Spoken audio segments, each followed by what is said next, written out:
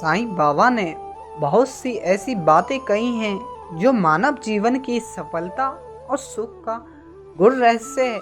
इंसान इसे अपने जीवन में उतार ले तो शायद ही उसे किसी चीज़ की कमी हो। साईं ने अपना पूरा जीवन फकीरों की तरह गुजारा।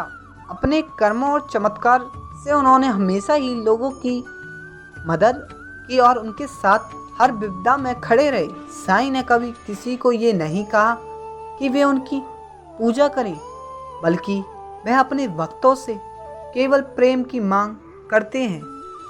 उन्होंने मनुष्य को हमेशा यही सीख दी है कि प्रेम और दया रखने वाले पर ईश्वरीय कृपा अपने आप होती है। कुछ ऐसी ही बातें उन्होंने अपने भक्तों को हमेशा सिखाई है। यदि उनकी 5 बातों को ही केवल मनुष्य मान ले तो उसके दुर्दिन दूर हो जाते हैं।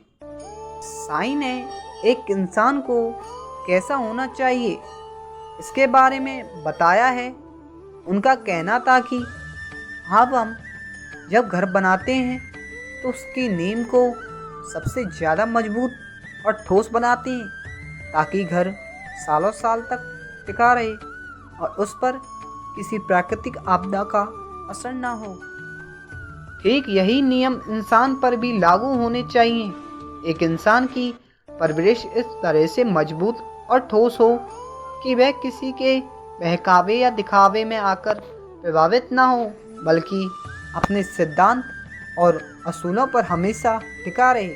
ऐसे इंसान पूजनीय बनते हैं। साईं इंसान को कमल की तरह बनने की सीख देते थे।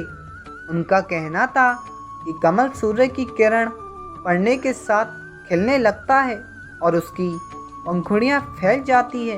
एक इंसान को भी जहाँ ज्ञान और सीख मिले वहाँ कमल की तरह बन जाना चाहिए।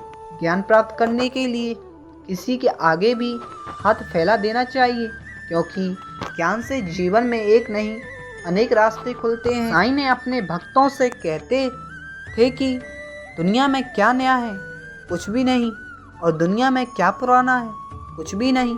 सब कुछ हमेशा है और हमेशा रहेगा।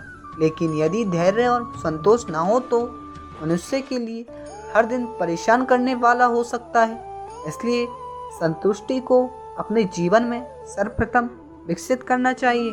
साईं अपने भक्तों को अपने अनुभवों से सीखने के लिए कहते थे। साथ ही वह यह भी कहते थे कि दूसरे के अनुभव को हमेशा मानना चाहिए, क्योंकि अनुभव भी एक ज्ञान है और अनुभव के आधार पर ही आध्यात्म की राह खुलती है।